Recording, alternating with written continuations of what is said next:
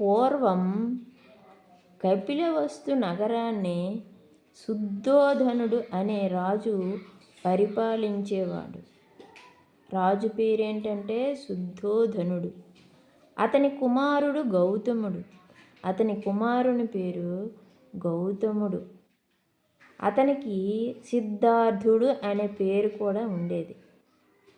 అయితే గౌతముడు బాల్యం నుండే పెద్దల మీద గౌరవము, భూతదయ వంటి మంచి గుణాలతో పెరిగాడు. ఎవరు పెరిగారు? గౌతముడు పెరిగాడు. దేవదత్తుడు గౌతముని బాల్యం మిత్రుడు. బాల్యం నుండి గౌతమునికి మిత్రులు ఎవరంటే దేవదత్తుడు. ఒకరోజు వాళ్ళిద్దరూ నదీ తీరానికి వెళ్ళారు, గౌతముడు దేవదత్తుడు. అక్కడ ఆకాశంలో హాయిగా ఎగిరే హంసలను దేవదత్తుడు చూశాడు. చూసి వాటిని వేటాడాలని బాణంతో కొట్టాడు. ఆ బాణం ఒక హంసకు తగిలి గిలగిలా కొట్టుకుంటూ గౌతముని ముందు పడింది. దేవదత్తుడు హంసని కొడితే అది గిలగిలా కొట్టుకుంటూ గౌతముని ముందు పడింది. గౌతముడు జాలితో కింద పడిన హంసను ఒడిలోకి తీసుకుని నెమ్మదిగా బాణం తీశాడు. దాని శరీరాన్ని నిమురుతూ దానికి ఊరట కలిగించాడు గౌతముడు. అప్పుడు దేవదత్తుడు అక్కడకు వచ్చి, తాను హంసను కుట్టాను కాబట్టి అది తనదే అన్నాడు గౌతముడు. దేవదత్తుడు అన్నాడు, మిత్రమా, ఆకాశంలో హాయిగా ఎగిరే హంసను ఎందుకు హింసించావు? ఆకాశంలో ఎగిరే హంసను ఎందుకు హింసించావు? జీవహింస పాపం కదా అన్నాడు గౌతముడు. అంటూ హంసను ఇవ్వడానికి గౌతముడు ఇష్టపడలేదు. దానితో వాళ్ళ తగువు రాజుగారి దగ్గరకు వెళ్ళింది. ఇద్దరు రాజుగారి ఆస్థానంలో న్యాయాధికారికి విన్నవించారు. ఇద్దరు కూడా న్యాయాధికారికి చెప్పారు. ఏమని చెప్పారు? హంసను నేను కొట్టాను కాబట్టి హంస నాదని దేవదత్తుడు హంసని నేను రక్షించాను కాబట్టి హంస నాదని గౌతముడు ఇద్దరు తగువు రాజుగారి వద్దకు తీసుకెళ్ళారు.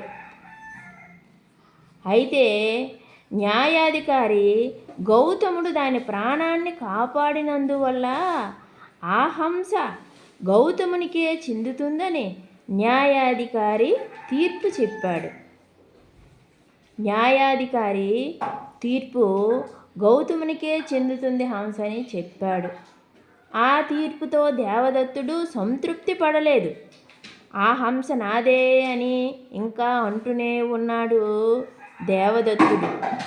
న్యాయాధికారి ఆలోచించి గాయపడిన హంస కోలుకున్న తరువాత తీర్పు చెబుతానని, అంతవరకు సిద్ధార్థుడు తన చేతిలో ఉన్న హంస బాగోగులు తానే చూసుకుంటానన్నాడు. న్యాయాధికారి సరేనన్నాడు. అంటే మళ్ళీ తీర్పు చెప్పే వరకు హంస తన వద్దనే ఉంచుతానని సిద్ధార్థుడు చెప్పాడు.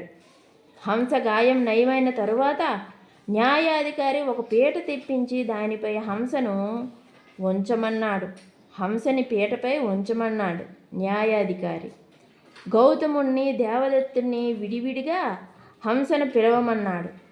అది ఎవరి దగ్గరకు వెళితే వారిదవుతుందన్నాడు. ముందు దేవదత్తుడు హంసను పిలిచాడు. అతని కోపం చూపులకు, కఠినమైన పిలుపులకు హంస రాలేదు. అంటే దేవదత్తుని కోపంకి కఠినమైన పిలుపులకి హంస దేవదత్తుని దగ్గరికి రాలేదు. పిలిచినా కానీ రాలేదు.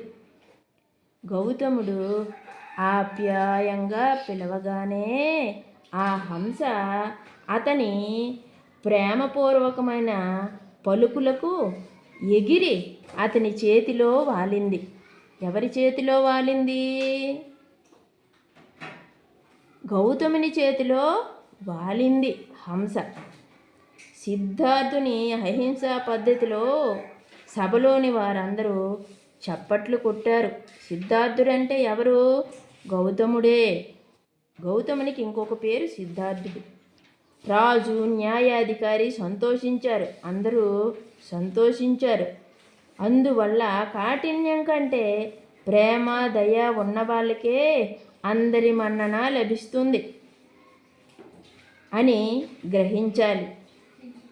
మనతో పాటు మన చుట్టూ ఉండే జంతువులను, పక్షులను హింసించకూడదు. వాటి పట్ల దయ కలిగి ఉండాలి.